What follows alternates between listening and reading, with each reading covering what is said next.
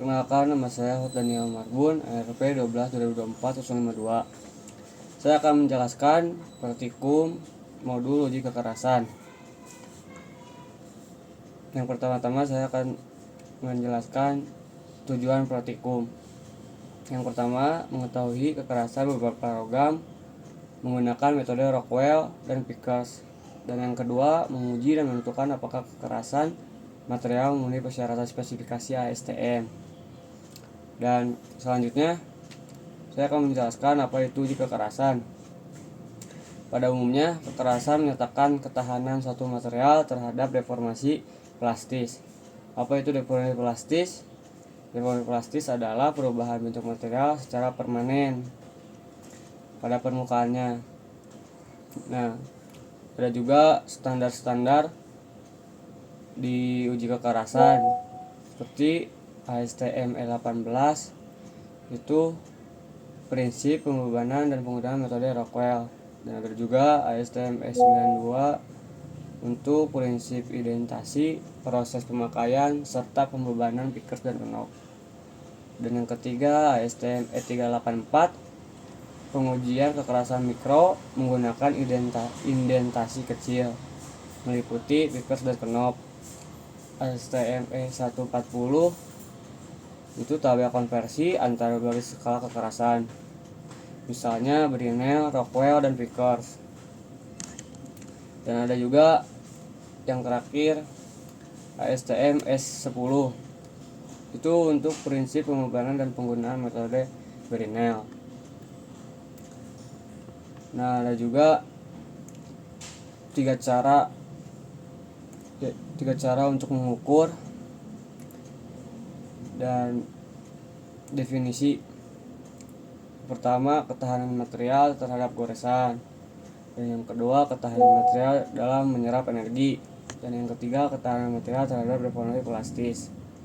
Dari ketiga cara pengukuran kekerasan tersebut, terdapat 3 metode pengujian yang umum digunakan untuk memperoleh nilai kekerasan suatu material, terutama di praktikum ini.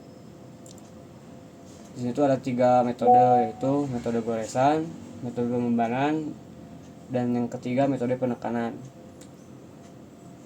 Saya akan menjelaskan metode goresan. Yang pertama, metode goresan dengan metode dikembangkan oleh Mohs. Itu cara pengukurannya adalah dengan menggoreskan benda dengan material lain standar uji, kemudian mengamati goresan yang timbul. Apakah benda kerja tergores dengan skala tertentu, maka kekerasannya ditentukan berdasarkan skala tersebut. Metode ini dikenal dengan skala Mohs.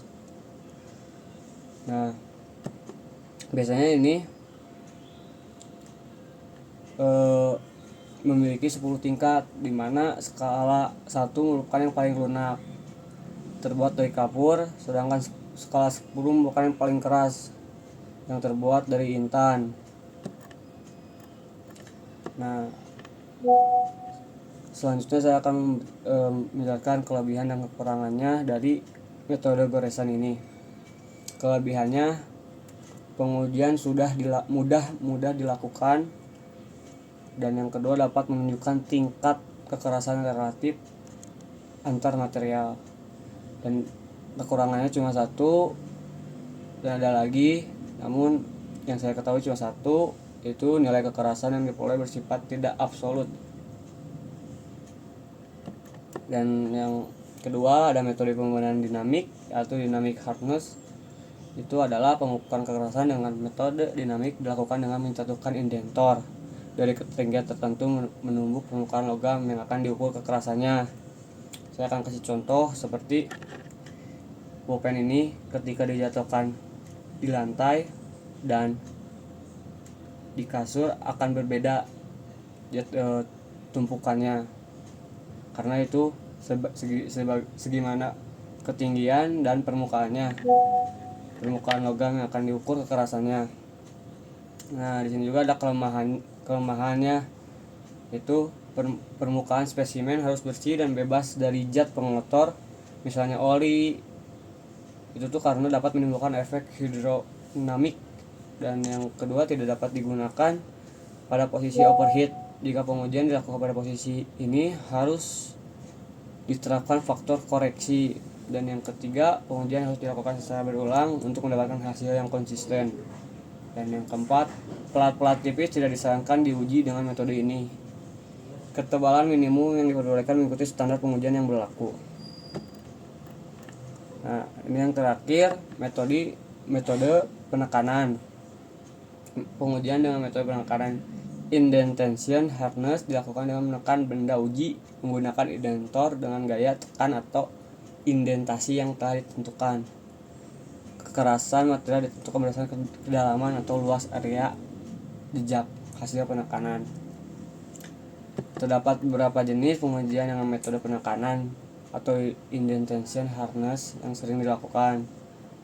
Penamaan pengujian biasa berdasarkan nama pencipta alatnya seperti Brinell. Itu diperkenalkan pertama kali oleh G.A. Brinell pada tahun 1900. Dan ada juga kelemahan metode Brinell. Kelemahan metode Brinell itu karena ukuran indentor dan beban yang besar. Metode ini menghasilkan jejak yang relatif besar dan menimbulkan konsentrasi tegangan. Oleh karena itu, pengujian harus menggunakan spesimen dengan ukuran tertentu. Dan ada juga tidak dapat digunakan untuk mengukur spesimen tipis karena terjadi aliran deformasi elastis dari material yang menyentuh landasan atau anvil sehingga hasil kekerasan menjadi tidak akurat. Dan yang ketiga, tidak cocok untuk menguji material yang bersifat tidak homogen. Ada juga kedua, Mayer. Prinsip kerja metode ini hampir sama dengan metode Brinell. Hanya berbeda cara pengukuran luas jejak penekanan. Yaitu karena di sini diameter jejak yang diperoleh digunakan untuk menghitung luas permukaan jejak. Diameter jejak hasil penekanan diamati menggunakan mikroskop ukur. Dan di sini juga punya kelebihan dan kekurangan. Kelebihannya metode ini lebih praktis dibandingkan metode Brinell. Dan kekurangannya membutuhkan pengamatan mikroskopis yang presisi untuk menentukan luas permukaan jejak sehingga waktu pengujian relatif lebih lama. Dan yang ketiga ada Pickers. Pickers itu prinsip kerja hampir sama dengan metode Brinell, sama namun berbeda pada bahan dan bentuk indentor. Pengujian Pickers menggunakan indentor berbentuk piramida dan intan. Dengan memperhitungkan sudut piramida dan nilai kekerasan Pickers dapat dihitung menggunakan persamaan. Pembenaran pada pengujian Pickers, kekurangannya metode Pickers tidak dapat digunakan untuk mengukur spesimen tipis kecuali dengan menggunakan beban mikro. Pengujian harus dilakukan secara berulang untuk memperoleh hasil yang akurat.